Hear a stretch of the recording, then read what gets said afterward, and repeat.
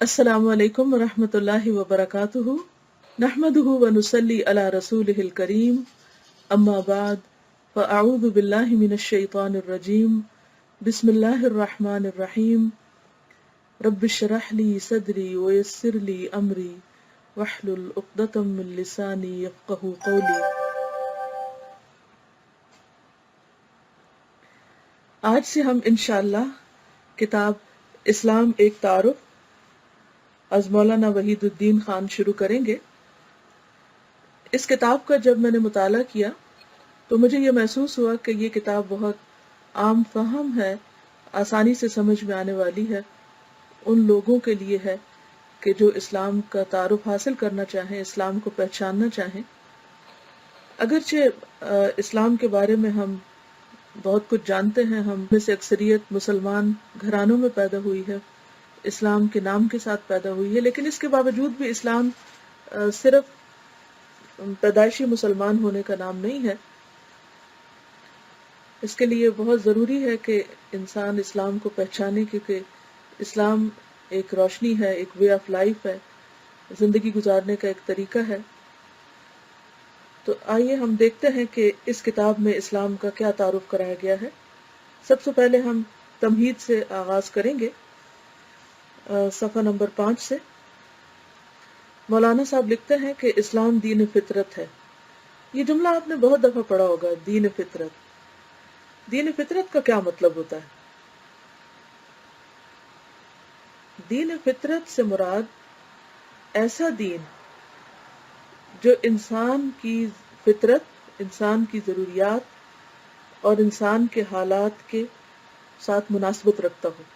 اسلام فطرت انسانی کا مثنیٰ ہے، یعنی ڈپلیکیٹ ہے، کہ جس فطرت پر اللہ نے انسان کو پیدا کیا ہے، جیسا کہ ایک حدیث میں بھی آتا ہے کہ اللہ تعالیٰ نے ہر انسان کو مسلمان پیدا کیا ہے، اور پھر اس کے والدین اس کو عیسائی، یہودی یا سابی بنا دیتے ہیں۔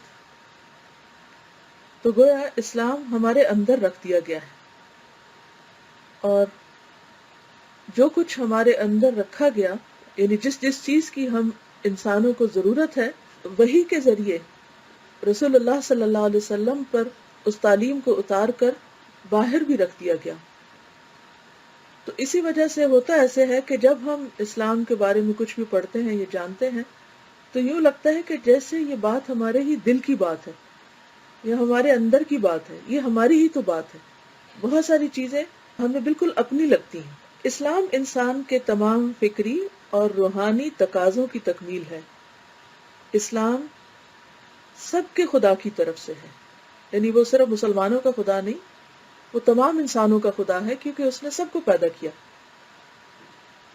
اور وہ یکساں طور پر سب کے لیے آیا ہے۔ وہ رب العالمین کی پسند کا مظہر ہے۔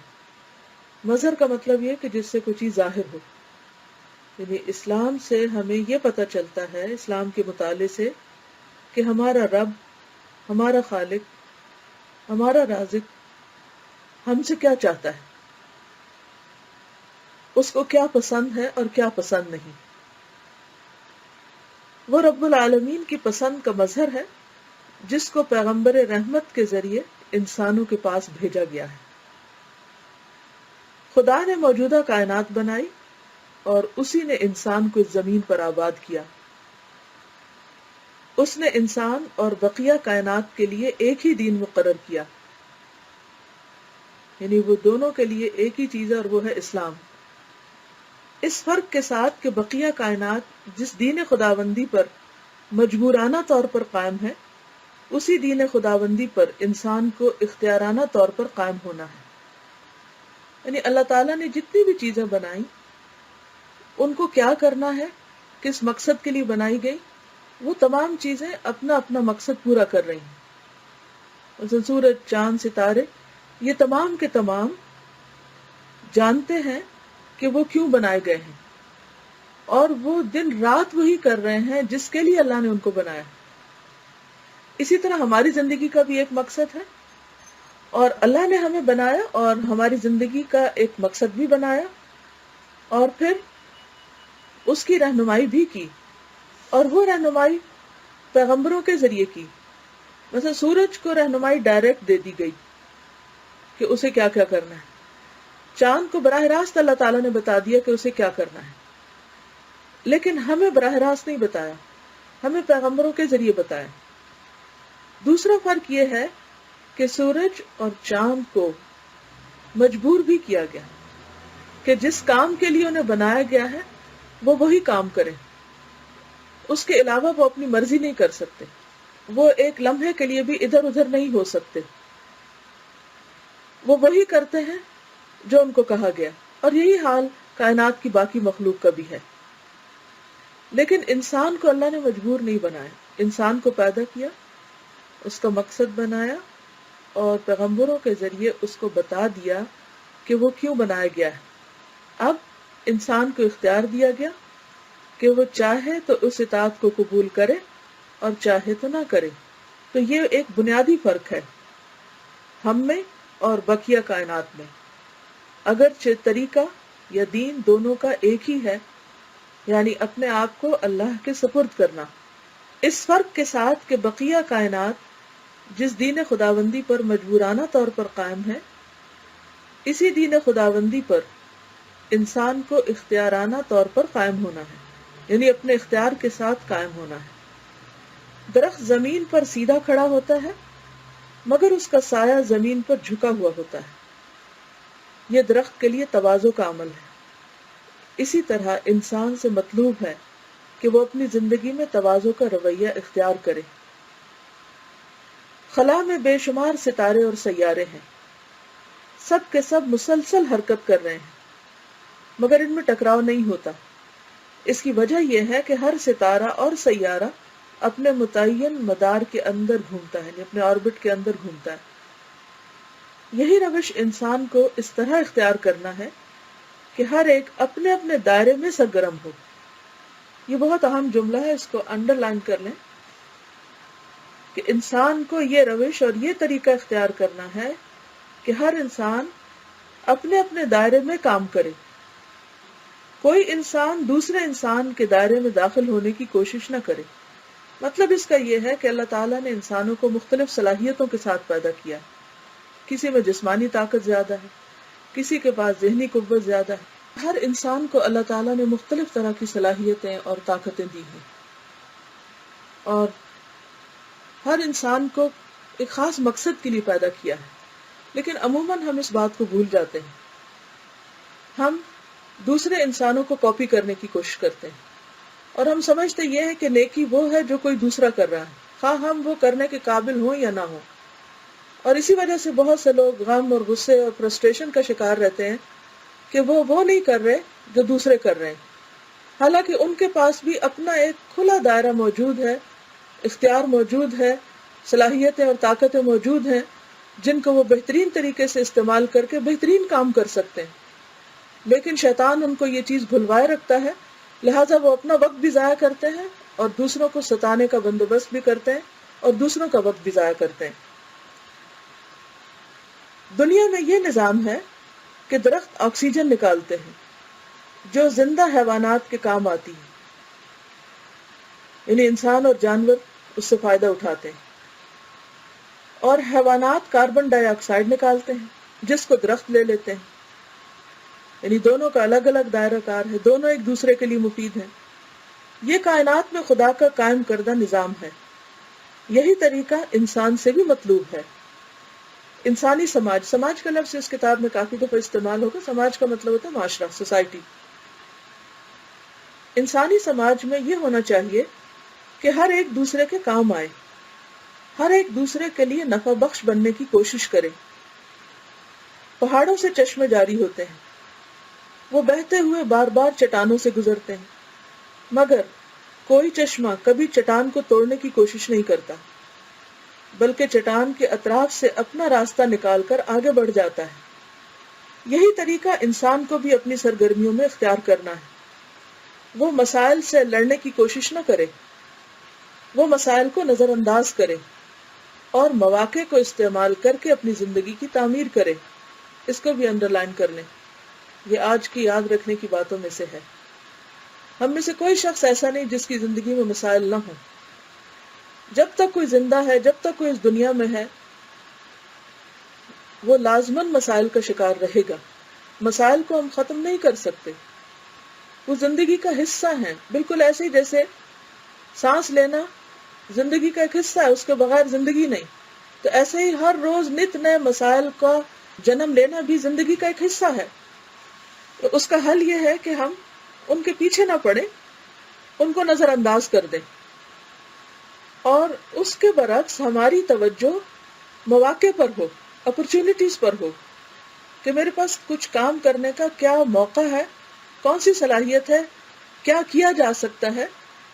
نہ یہ کہ انسان صرف رکاوٹوں کو دیکھتا رہے کہ میں کس کس چیز کی وجہ سے کام نہیں کر پاتی، اور پھر یہ کہ انسان ان چیزوں کو اپنے لیے ایک مسئلہ بنا لے. اس طرح انسان کی زندگی ضائع ہو جاتی. سمندر سے بھاپ اٹھتی ہے اور بادل بن کر بارش کی صورت میں زمین پر برستی ہے. وہ ایک ملک اور دوسرے ملک کے درمیان امتیاز نہیں کرتی، یعنی فرق نہیں کرتی.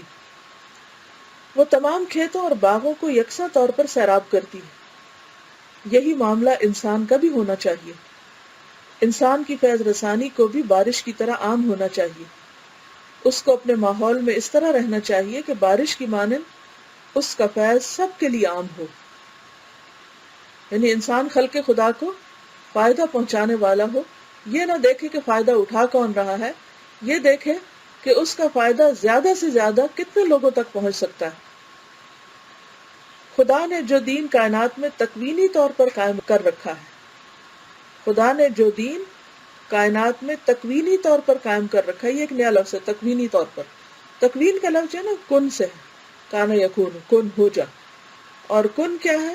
اللہ تعالیٰ کا امر ہے، حکم ہے کہ یہ کرو، اور ساری مخلوق وہ کرنے لگتی.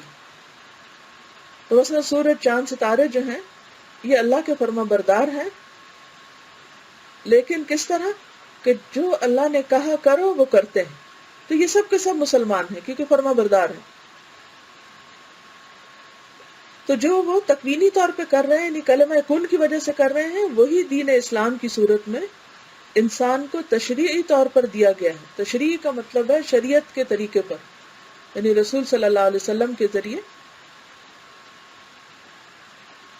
بقیہ کائنات کا کامیابی کے ساتھ چلنا اس لیے ہے کہ وہ خدا کے مقرر کیے ہوئے دین کو کامل طور پر اختیار کیے ہوئے ہے. یعنی کائنات اتنی خوبصورت اور اتنی پرسکون اور بہترین کام کرتی ہوئی نظر کیوں آتی ہے؟ کیونکہ وہ اللہ کے حکم پر پوری طرح عمل کر رہے ہیں. اور زمین پہ بگاڑ کیوں، ہم انسانوں میں فساد کیوں؟ کیونکہ ہم مرضی کی بات کرتے ہیں، جتنا مرضی اور پسند کا دین ہوتا ہے وہ لے لیتے ہیں اور باقی چھوڑ دیتے ہیں. اسی طرح انسان کی کامیابی یہ ہے کہ وہ بھی اسی دین خداوندی کو اپنا لے، اسی کے مطابق وہ اپنی زندگی کے معاملات کو درست کرے. جو لوگ ایسا کریں وہ موجودہ دنیا میں بھی کامیاب ہوں گے اور موت کے بعد آنے والی دوسری دنیا میں بھی. دونوں دنیاؤں کی کامیابیاں اور سرفرازیاں ایسے ہی لوگوں کا حصہ ہیں.